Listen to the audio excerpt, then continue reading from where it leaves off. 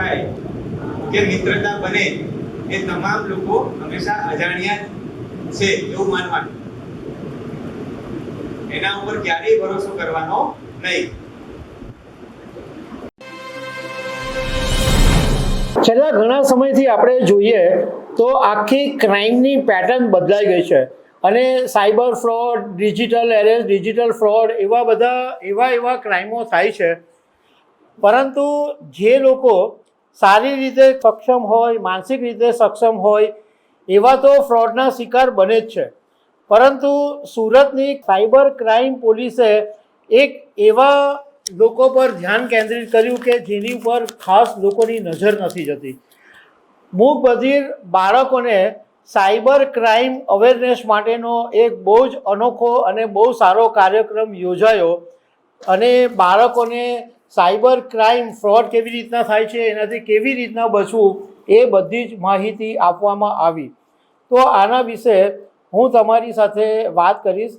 મારું નામ રાજેશ શાહ છે અને તમે જોઈ રહ્યા છો ગુજરાતના સૌથી મોટા ડિજિટલ પ્લેટફોર્મ ખબર છે.com. સુરતની અંદર સ્વર સંજ્ઞા charitable trust, cyber crime cell police Surat અને મૂક બધિર વિકાસ ટ્રસ્ટ જે અંબિકા નિકેતનની પાસે આવેલું છે, ત્યાં આગળ આ કાર્યક્રમ યોજાયો અને આ કાર્યક્રમ એટલો સરસ હતો અને આ કાર્યક્રમ એક ખરેખર સમાજ સેવા માટેનો હતો. એટલે ખબર છે.com પણ આની સાથે જોડાયું. મેં તમને જેમ શરૂઆતમાં કીધું તેમ કે ભાઈ જે બધી રીતના સક્ષમ છે, જે સારી રીતના સક્ષમ છે, માનસિક રીતના સક્ષમ છે, એ તો ફ્રોડનો શિકાર બને જ છે. પરંતુ આવા જે મૂક બધિર બાળકો છે એ લોકોને અવેરનેસ નથી તો એ તો ઇઝીલી શિકાર બની જાય. તમને કદાચ સવાલ પણ થાય કે મૂક બધિર બાળકો હોય તો એ તો સાંભળી શકતા નહીં, બોલી નહીં શકતા હોય તો એ તો ફ્રોડના શિકાર જલ્દી નહીં થાય. પરંતુ મારે તમને એ કહેવું છે કે સાયબર ફ્રોડનો મતલબ એવો નથી કે માત્ર ડિજિટલ એરેસ્ટ. સાયબર ફ્રોડ અનેક રીતના થાય, 40-50 રીતની સાયબર ફ્રોડ થતા હોય છે. કોઈ તમને લિંક મોકલીને તમારી સાથે ફ્રોડ કરી શકે, ઈમેલ મોકલીને કરી શકે, એવા અનેક રીત છે જેમાં સાયબર ફ્રોડ થતા હોય છે. તો આવા બાળકોને બિચારાઓને કોઈ ખબર નથી હોતી.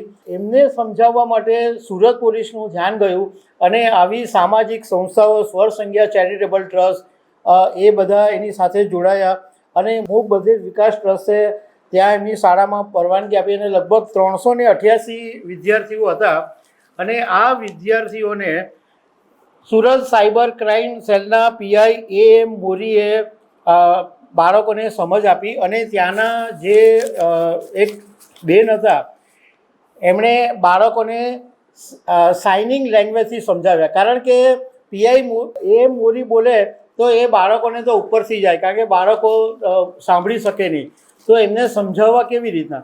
તો એના માટે એમને સાઇનિંગ લેંગ્વેજ એટલે પીઆઈ મોરી બોલતા જાય અને જે ત્યાંના બેન હોય એ સાઇનિંગ લેંગ્વેજથી બાળકોને સમજ આપે અને એવી રીતના બાળકોને ખાસી મજા આવી, બાળકોને સમજ પડી.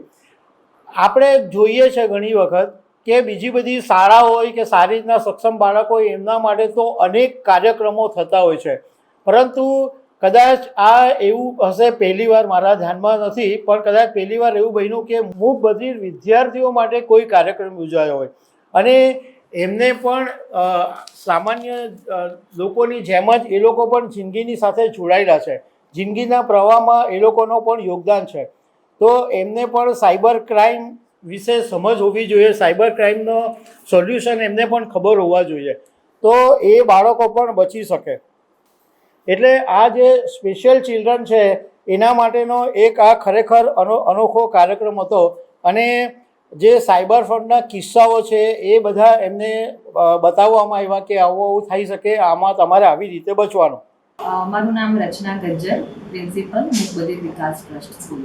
આજે હતો cyber crime department Surat city તરફથી અને સ્વર સંજ્ઞા ચેરિટેબલ ટ્રસ્ટના સહયોગથી જે બાળકો અમારા મૂક બધિર છે એમાં કેજી સેક્શનથી લઈને ધોરણ 12 સુધીના દરેક બાળકોને સાયબર સિક્યુરિટી અવેરનેસનો કાર્યક્રમ રાખવામાં આવ્યો હતો. બાળકોને સેન્સિટાઇઝેશનનો પ્રોગ્રામ રાખવામાં આવ્યો હતો. જે બાળકો વેકેશનમાં, તમને ખબર જ હશે કે ઓનલાઈન જે રિસ્ક વધી રહ્યા છે, તો એ રિગાર્ડિંગ આ બાબતે આ રાખવામાં આવ્યું હતું. હા ચોક્કસ, કે આમાં એ છે કે ખાસ તો વેકેશન દરમિયાન એ લોકોને સૌથી વધારે બીજી બધી એક્ટિવિટી કરતાં મોબાઈલનું જે વળગણ છે એ ઓછું થાય અને કઈ રીતે સલામત રહેવાય એની ખૂબ સરસ માહિતી આપવામાં આવી હતી. હવે આ બાબતે અમારે સુરતના પોલીસ કમિશનર અનુપમસિંહ ગેહલોતના પણ વખાણ કરવા છે, કારણ કે જ્યારથી પોલીસ કમિશનર અનુપમસિંહ ગેહલોત સુરત આવ્યા છે ત્યારથી એમણે સાયબર પોલીસિંગ તરફ ખાસું ધ્યાન આપ્યું છે. ક્રાઇમના ઉકેલ માટે તો કામ કરે જ છે, ગુનાઓ ઉકેલવાનું અને ગુનેગારોને પકડવાનું કામ તો કરે જ છે, પણ સાથે સાથે સોશિયલ પોલિસિંગનું કામ કરે છે, કારણ કે એક છાપ એવી છે કે પોલીસ અને પબ્લિક છે એનું અંતર બહુ મોટો ગેપ છે. લોકો પોલીસ પાસે જતા ડરે છે, કંઈક પોતાની ફરિયાદ બી કરવાની હોય તો લોકો જલ્દી પોલીસ પાસે જતા નથી. તો આ સોશિયલ પોલિસિંગના આવા જે કાર્યક્રમો છે એને કારણે પબ્લિક અને પોલીસ વચ્ચેનું જે અંતર છે એ થોડું ઘટી શકે છે, કારણ કે લોકોમાં એવો ડર ઓછો થાય કે ના, પોલીસ આખરે કામ તો આપણા માટે જ કરે છે. અને માત્ર એમની માર્ગદર્શન હેઠળ આ કાર્યક્રમ થયો અનુપમસિંહ ગેહલોતના, પરંતુ આ સિવાય પણ એમણે સુરતની અંદર અનેક એવા કાર્યક્રમો કર્યા છે કે જે સીધા પોલીસ અને સમાજની સાથે જોડાયેલા હોય. અનેક કામો કર્યા છે અને ઇવન પોતે જાતે પણ અનેક કાર્યક્રમોની સાથે જોડાતા પણ હોય છે. બીજું કે સુરત સાયબર ક્રાઇમ સેલની હમણાં થોડા તાજેતરની વાત કરીએ તો ડીસીપી વિશાખા જૈન છે, એમણે આ જે સાયબર ફ્રોડ માટે એટલા બધા ગુના ઉકેલ્યા છે. અને એક તો હમણાં જ તાજેતરમાં એક એમણે મોટું કામ કર્યું કે જે લોકો સાયબર ગુલામ બનેલા હતા, અહીંયાથી જઈ અને ત્યાં આગળ ફસાઈ જતા હતા, એવા 8,000 લોકોને એમણે આવા દળદરમાંથી ફસાવ્યા અને અનેક લોકોની ધરપકડ બી કરી. અને ઘણા મોટા મોટા જે સાયબર ફ્રોડની સાથે સંકળાયેલા છે એવા ઘણા બધા ડીસીપી વિશાખા જૈનના માર્ગદર્શન હેઠળ બધા જેલમાં ગયા છે. અને આ મેડમ પોતે પણ અવેરનેસના અનેક કાર્યક્રમો કરે છે અને એને કારણે લોકોની અંદર સાયબર ક્રાઇમ વિશે એક સારી એવી સમજ આવી છે.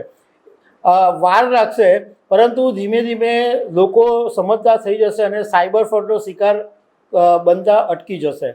તો દર્શક મિત્રો, આવી અનેક વાતો સાથે અમે તમને મળતા રહીશું. આભાર.